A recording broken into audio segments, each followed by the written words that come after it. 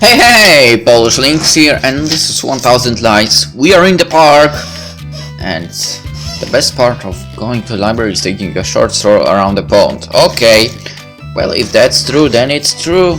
I don't know. Let's believe him. Yeah. Right, it's so nice. I've been waiting here for you for a couple of days. What have you been doing?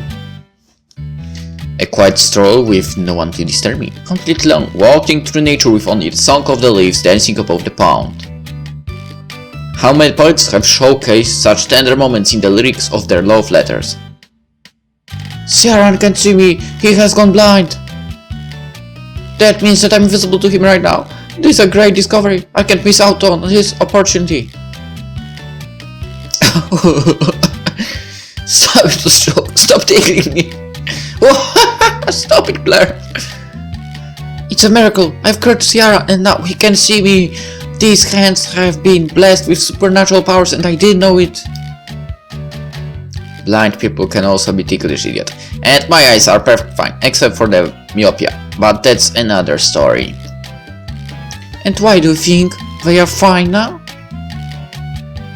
Unless you forgot about me! Well, I didn't.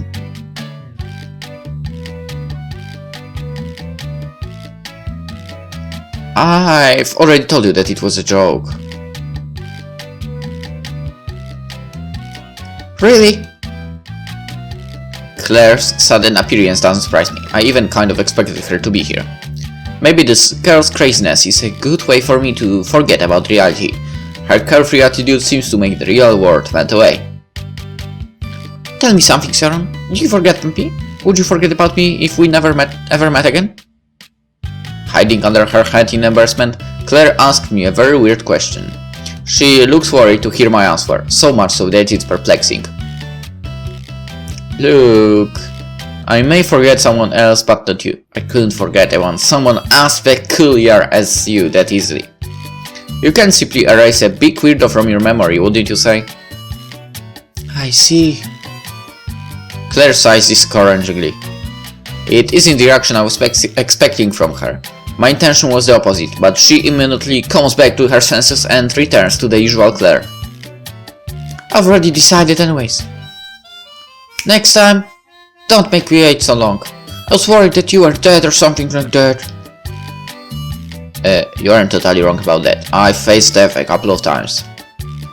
Could it be that you're a ghost and you're dead? That will explain why you couldn't see me earlier. We've already been over that. Just let it go, please. Our conversation resembles a comedian's routine. Talking with Claire, I discovered that we have more in common than just our love for the pond. Oddly enough, I'm not annoyed by our accidental meeting. We met not too long ago, so to speak, and even if it was shocking at first, now it's pretty much the opposite.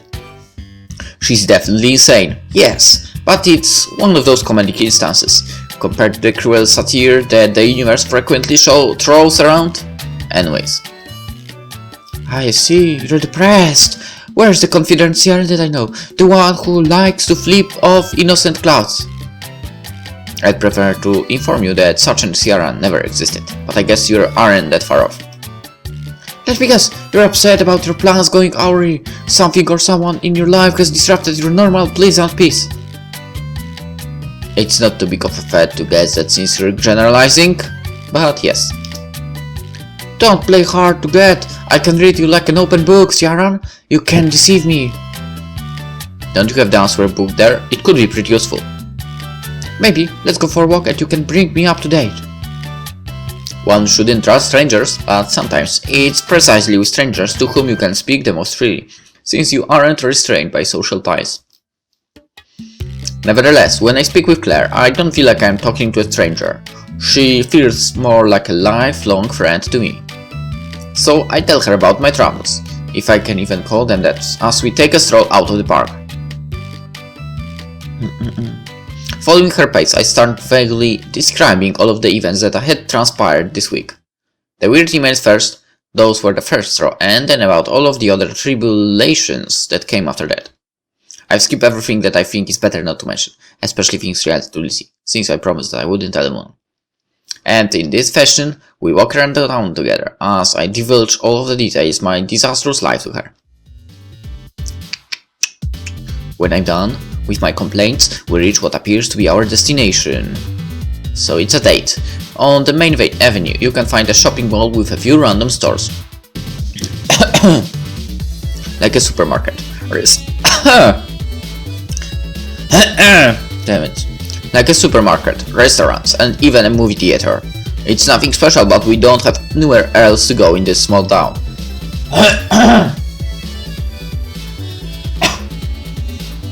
Now that I think about it, I used to go to the underground arcade a lot. I wonder if it's still there.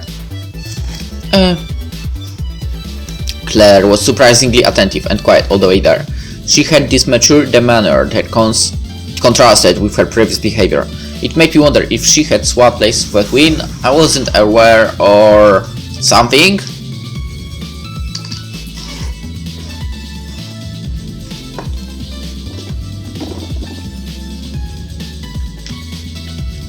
But all of my doubts are dispelled the next time that she opens her mouth. I don't listen to half what you said because it was boring, Sharon. Learn to summarize. Next time, try to fit it into 140 characters or less. You could at least pretend that you are interested. I don't know why I even bother. I forgot that you don't have that thing called common sense. I didn't stop listening because it was uninteresting. It was because the answer to your worries is so simple that it's hilarious. What? Do you have a solution? I would love to hear it, since I don't even know what triggered those emails in the first place, you know. I mean, you usually piss someone off and that's how you make enemies, but this time, at first I thought it was all some kind of prank, but now I'm not so sure whether. Hey, listen, what are you doing? Ignoring my complaints, Claire fixates her attention on a store display window. Clothes, shoes, and all kinds of other feminine accessories are displayed. It's truly a temple for fashion trend followers. Big corporations win once again when it comes to catching people's attentions. Good job, designers, for making my words fall on deaf ears. This is the last time I tried to reason with Claire, and also the last time I tried to defeat a cute pair of shoes. If you're so interested in the store, why don't you go in? It's not like I was saying anything important. Claire staggers a little, biting her lip before replying to my subtle insinuation. It's like I'm it's not like I'm that interested, it's just that I usually come alone, and it's different if, well... Claire gently falls to her knees as she speaks. It almost looks as she is dying from sadness. I shouldn't spoil her after what she did, but I'm not the kind of person who gets angry over this kind of thing. It's easier to let it go. Everyone is happier that way. Did I skip something? No. We can go inside if you like. I'm not embarrassed to go with you, if that's what you were worried about. In the end, I'm pretty sure the only things that will fit you are in the kids' department. Woohoo! That wasn't funny. I was kidding, don't be like that. Claire starts punching the floor as she turns her face away from me. Don't tell me that I was right. Woo! She crawls away, now appearing to be completely loveless. Did I hit a nerve? You're close enough from the kids section. Woohoo, at your age. Okay, why did you do that again? I try to keep shaming her for as long as possible, but not as much as I would like to, since Claire seems to forget about it once she sees another display. From then on, she takes me from place to place. She never buys anything but gets interested of it, which I can understand since she doesn't plan on buying any of it.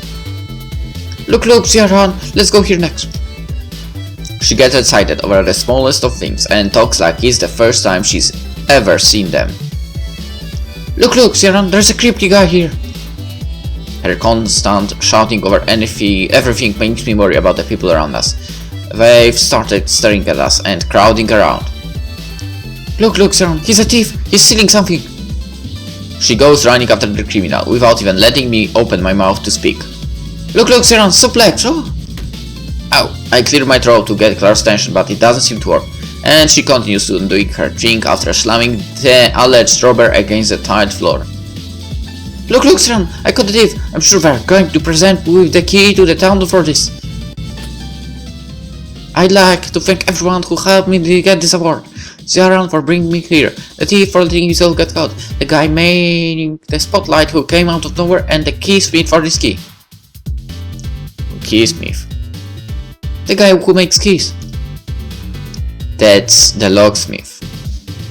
Don't be a fool, that's his nemesis. In any case, thanks to all of you for coming here, and I hope to see you again during the Emmys. Thank you. Claire ends her speech by clapping, and manages to infect me with her enthusiasm, which causes me to join in. Bravo, bravo. Do you even know what you're doing, Claire? If you end a speech on a high note and clap, people will cheer for you no matter how proud it was. Give it a try. Good to know, but I was actually referring to the fact that your thief is just a mannequin, and that the entire shopping mall is staring at us now. They were cleaning the displays, see? There was no theft in progress. Claire looks around and realizes how confusedly the crowd around us is whispering about the show she had performed for them. Why did you tell me to do that? I tried at first, but after a while I wanted to see how long it would take you to realize it on your own. Claire tries to hide under the brim of her hat and pushes herself to stand behind me, embarrassed. Meanwhile, not too far away, I can see some onlookers calling out to a stocky security guard and pointing in our direction. I know now that I have to quickly come with an escape plan. Thank you everyone for attending the annual robbery deal at the mall. What happened here is actually what you shouldn't try to do. I hope you enjoyed it. Let's meet again next year. A round of applause. The crowd infectiously begins to clap, even though they're unconvinced. Still easy enough for me to grab Claire's hand and get away from the crime scene just in time. In the end, it's true that clapping will spread from one to another if you do it correctly. We reach the last floor, and I peep out from the edge of the catwalk to confirm that no one is following us, especially that stocky guard from before. For some reason he looked familiar.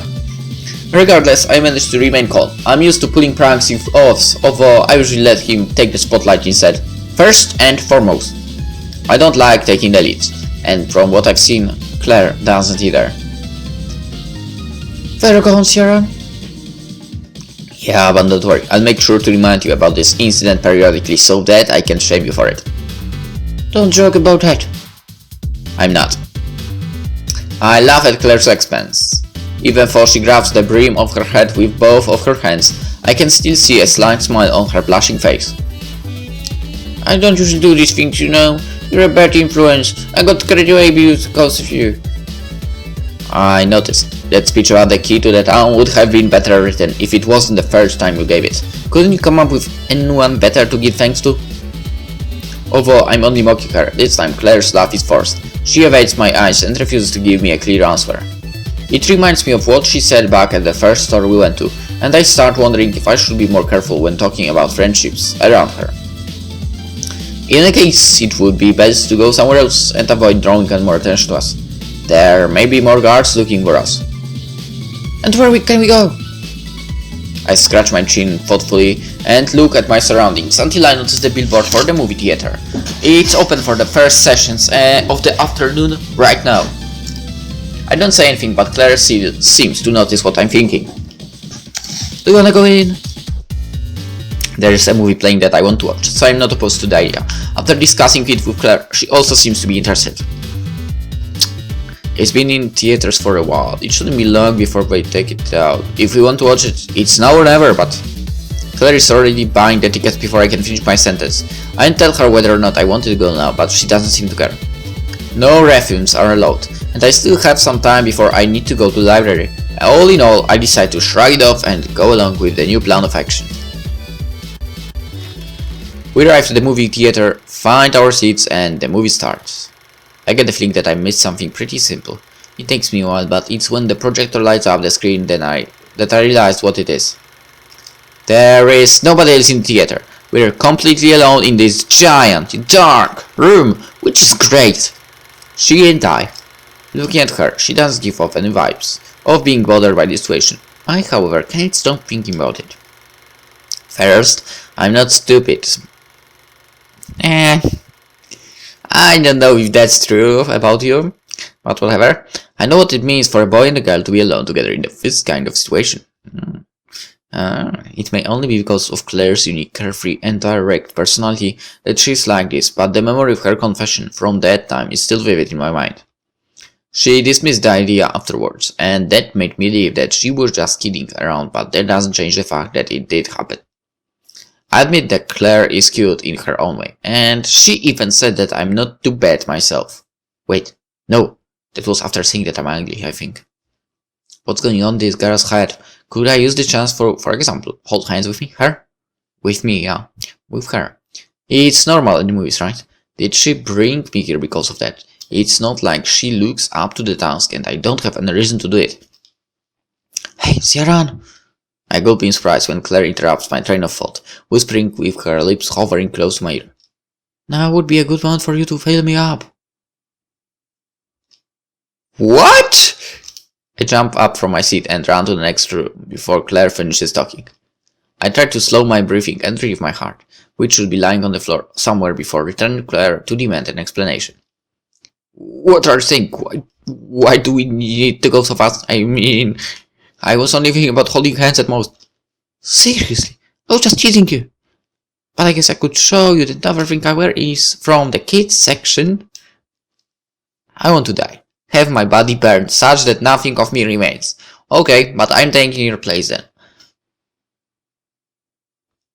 Do you wanna hold hands anyways? No, that you suggested. I face Claire, her eyes showing a genuine curiosity towards my thoughts and actions. I remain silent, unable to so much as think clearly about it. It takes some time, but my hand slowly moves away from my chair arm and gets closer to hers.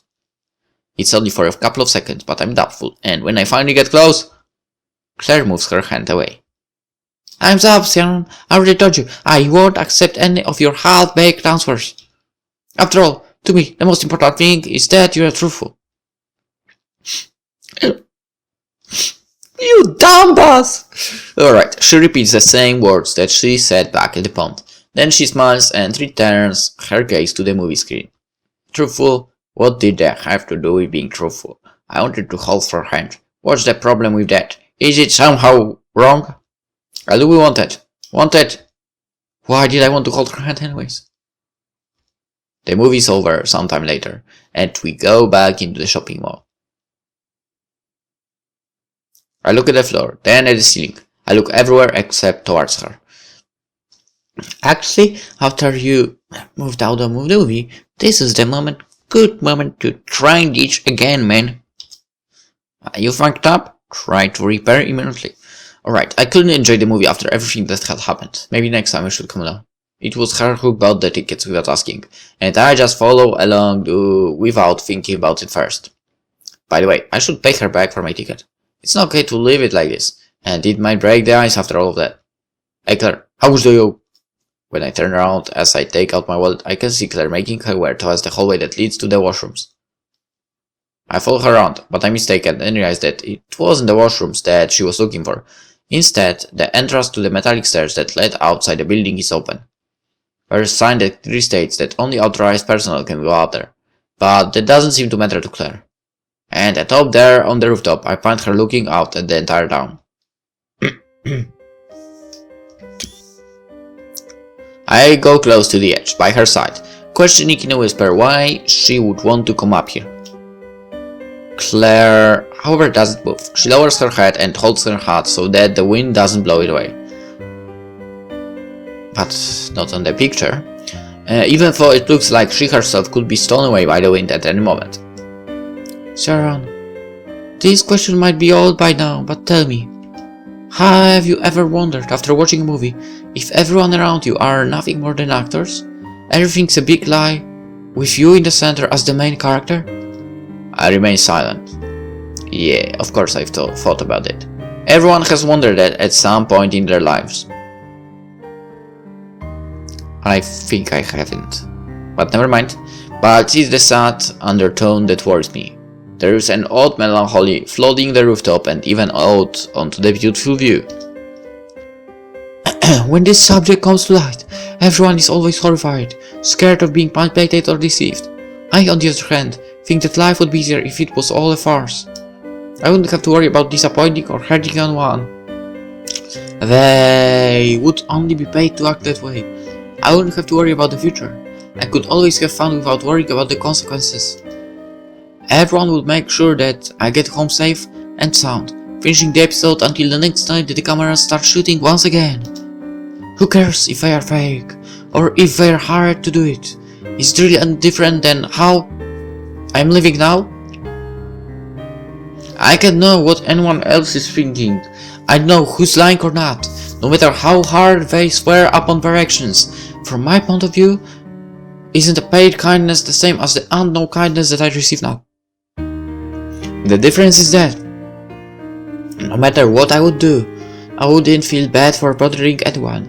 On the contrary, only by leaving this world can I be sure no one is suffering at my expense. Claire plays with her skirt as it floats in regular intervals with the wind. Nervously she brushes the roof with the tip of one of her shoes. I guess that depends on the person, doesn't it? She looks at me and stops curling her skirt around her fingers when I give my reply. It depends, because you could also make someone unhappy by not being close to them. Wouldn't it be a pity to distance yourself from someone, thinking you're hurting them, when it's actually the opposite? Claire answers with a bashful smile, looking back towards the town. And if no one can be happy with you, Ciaran? I lower my shoulders as I sigh before speaking. In that case, there's nothing you can do, but you should verify if it's true first, and along the way, you may even find someone who truly loves you for who you are. It's something that you can't really be sure of, no matter what, because there's always the possibility that it really is all just a movie, like you said before. We can't change how others feel about us, but we can change how we ourselves feel. If we know something deep down, then does it actually matter? Whether or not it's an act. Claire's smile grows, eventually to the point that it evolves into laughter, and she tries to cover her mouth with the palms of both of her hands. Her small body shrinks a little as she laughs, her clothes blowing in the wind on the rooftop, from where I can see the entire world, making her seem more charming than ever before. Meanwhile, I must sound completely ridiculous after giving such a corny speech. What do you think, Ciaran? Is that enough of an answer for you? I doubt Claire's question.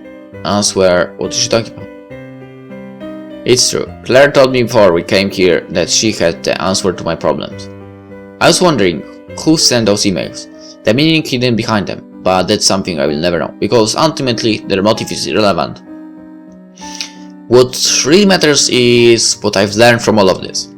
It may have started with those emails, but all of the decisions from then on were my own. It doesn't matter if it was due to anyone else that I went to one place or another.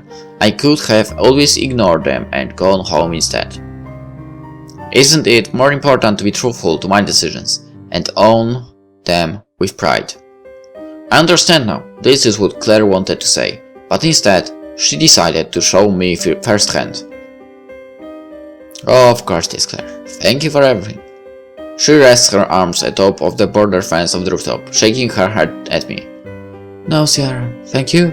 I'm much grateful for this moment, for this day. To tell you the truth, this is my first date in forever. I hope that you don't mind me bringing you here like this, without even asking. I close my eyes and smirk. She's able to say the most daring things with all the spontaneity in the world. It was fun, Claire. Don't worry about too much. Although I try to please her with my words, she doesn't seem convinced. What can I do as a thank you? What is this girl missing that only I can give her? Hi Claire, you said before that you study the other side, right? I mean Anataya. She nods. They forced me to join the committee to organize the grad event as well. You don't have to accept it if you don't want to, but would you like to join? The more people there are, the easier it will be. I get the feeling that you'd like to meet people and they aren't bad people. Except Ziva, she's a witch. Claire's eyes open widely. I can join? You don't think I will get in the way? I confidently place my hands on her shoulders. Oz is ready on the team, so you couldn't possibly do worse than him. Also, it's not this serious. You can come just to talk. I can introduce you to the others and we can hang out afterwards. Whatever you want. Claire takes a few steps back, moving away from me. With one hand she prevents her hat from flying away. With the other she nervously plays with her skirt fabric. Alright, Siran, I'll go there. Don't regret it later. You know how much I despise half-baked transfers. Regret it? I don't think so. What could go wrong, Claire? After the mistakes I made over the emails, I don't think there are many things that could go worse. And like you told me before, you shouldn't worry so much. She crosses her arms and raises an eyebrow.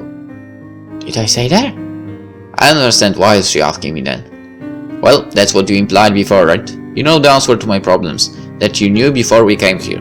How the important thing is how I feel. Claire bows her head thoughtfully. Oh, not like that. I told you not to worry about the emails because I was the sender! A strong wind blows against us, causing Claire's hat to fly away, and I instinctively follow it with my eyes. It falls little by little, swaying like a piece of paper, towards the street below us. When I turn my gaze back towards Claire, to the girl whom I've been talking to this entire time, she's not there. What? Dad! God damn it! She disappeared. Crap. I already told you it's purposeful. Seriously, all those changes between right, left, right, black, down, sharp, I think you're just trying to look into a real clues as to what you were doing. It had to be contrasting. Why do you care about what I do or don't write? It's already been a while since our first meeting in the library began, and to no one's surprise, the last thing we're doing is getting work done. It's more like we're having an argument that will never end. And by argument, I mean that Lucy is on the offensive towards me with the toughness and strictness of a court martial. It's not like this kind of treatment matters to me anyways. And considering that my mind is distracted by other thoughts right now, you could say that I'm taking it in stride. It only manages to upset Lucy, who continues sarcastically questioning me about everything that comes to her mind. Alright, so basically the two girls we met are crazy. Both are a bit crazy.